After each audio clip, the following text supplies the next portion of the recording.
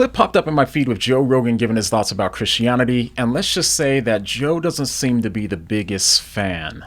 The whole thing's so stupid. Just stop and think how f***ing stupid that is. Now, Joe said a lot of other stuff in the clip, so let's hear what he has to say and talk about it. Because Christianity, at the end of the day, with no proof, everything is mythology. Everything. With no proof.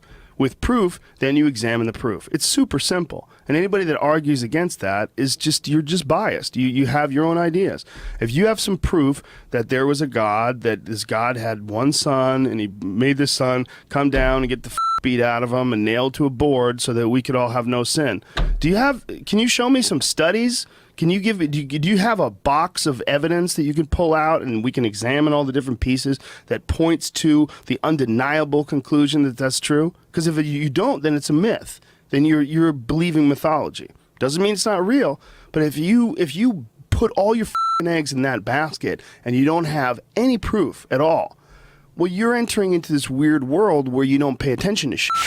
All right, let's pause right there real quick. So, believe it or not, I actually agree with most of what he said so far, pending whatever he means by proof. But I agree that if there really is no evidence for Christianity, then it doesn't mean that me and other Christians are necessarily wrong, but it does mean that we would be believing something without any evidence, and we would be left just believing one story about reality in a pool of countless others without any good reason to do so. In fact, the Bible itself actually seems to agree with Joe on this point. So I'm actually in large agreement with Joe on this point, but not when he gives his criterion for determining what is pure mythology. Can you show me some studies? Do you have a box of evidence that you can pull out that points to the undeniable conclusion that that's true? Because if you don't, then it's a myth. Then you're believing mythology. So as you just heard, Joe seems to believe that if you believe something like the life of Jesus without having studies and proof that leads to an undeniable conclusion, then you're believing in mythology. Now, when it comes to these studies that Joe seems to be talking about, they don't apply to one-time historical events like Martin Luther King Jr.'s assassination, for example. So he seems to have a category error right off the bat. But when it comes to Joe's criterion of undeniable proof, it looks like Joe got us on this one.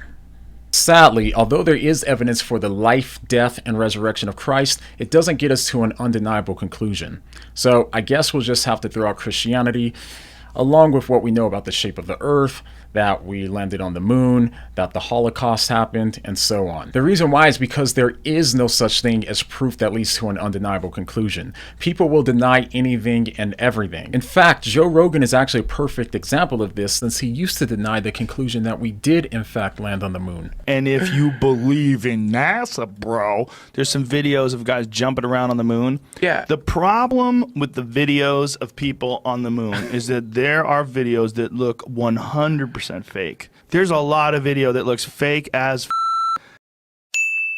So out of anyone, Joe can understand that proof is subjective and that people can reject a conclusion no matter how much of the proof that you have. Really, it comes down to evidence, which we'll get to in a bit. So there is no such thing as an undeniable conclusion based on proof. But even if we leave all of that aside, and for argument's sake, we agree with Joe that you need studies and undeniable proof in order to escape the charge of mythology. But even if we agree with Joe on this, then that would still put Joe in that same mythology believing category for tons of his beliefs. For example, Joe believes that aliens exist, but what undeniable proof is there that they do? The answer is there is none, because no matter what kind of proof that Joe could give, people can and will still deny that the evidence is good enough to get to Joe's conclusion that they do actually exist. So Joe's standard is that you have to have studies and undeniable proof of what you believe in, and if you don't, then you're living on Fantasy Island or camping in make-believe land, then Joe could be my next door neighbor. So even if we accept Joe's standards, then according to Joe, he's believing mythology. All right, let's keep it moving and let's see what he says next. And you don't have any proof at all. Well, you're entering into this weird world where you don't pay attention to You're entering into this weird world where you ignore certain aspects of things because you've decided what is and what isn't. That's not thinking. That's not thinking. That's like, it's convenient cookie holder placement of ideas. It's not thinking. Because if you're thinking, you can't accept it. If you're thinking, you go, wait, what? He came back from the dead? Has anybody ever done that? 3 days? Came back from the dead. I don't think you can do that. I mean, that's what people would do normally.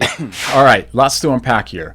So first off, of course people would normally conclude that people don't just come back from the dead after 3 days. If people came back from the dead all of the time and it was possible by natural means, then the resurrection wouldn't have been considered a miraculous event, and it wouldn't have been the pivotal moment in history that changed an entire region almost overnight. The fact that resurrections like this don't happen, especially under the conditions of crucifixion, is what made it so significant that it convinced thousands of people at the time that Jesus must have been who he claimed he was. The first believers were just as shocked and perplexed as we would be today. Even in Jewish thought at the time, the first century Jews had absolutely no expectations of a dying and rising Messiah at all. It would have seemed insane to believe, but still we have an instant explosion of extremely devout Jews all of a sudden start worshiping a man as God, which would have been seen as defying everything that they believed in, not to mention insanely blasphemous.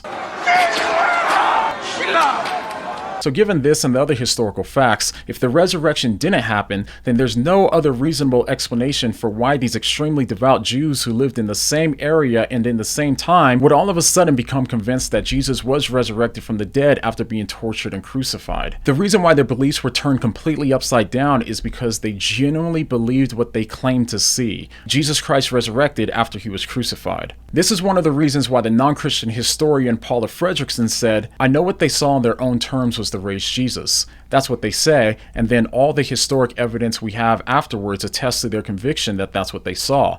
I'm not saying that they really did see the raised Jesus. I wasn't there. I don't know what they saw. But I do know that, as a historian, that they must have seen something. So yeah, Joe is right that it doesn't seem possible for people to come back to life after being dead for 3 days by natural means, and everyone agrees on this point, which is one of the reasons why we and the first Christians believe that he was raised supernaturally rather than naturally. Joe's had people on his podcast arguing for the existence of all kinds of things, from aliens to Bigfoot. What I think we all love about Joe is that he doesn't just brush aside beliefs, and he seems to give everything a fair shot, except for when it comes to Christianity. I say this because he's constantly had people on his podcast who reject and mock Christianity, like Richard Dawkins or Michael Shermer, Sam Harris, Sean Carroll, and so on.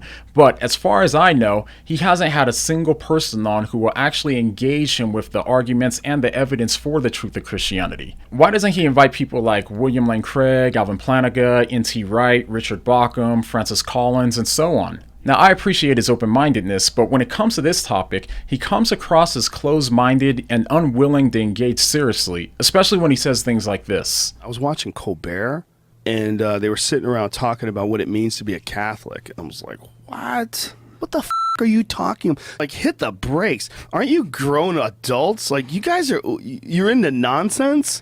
So you're into nonsense. Is that what this is? Because you're showing nonsense. Now, of course, I don't know Joe's reasons for not having intelligent Christians on his channel that can actually challenge him intellectually, but given that he seemingly won't engage with people who have intellectual reasons for their faith, it seems to me that he's done exactly what he's accused the religious people of doing when he says, and you don't have any proof at all.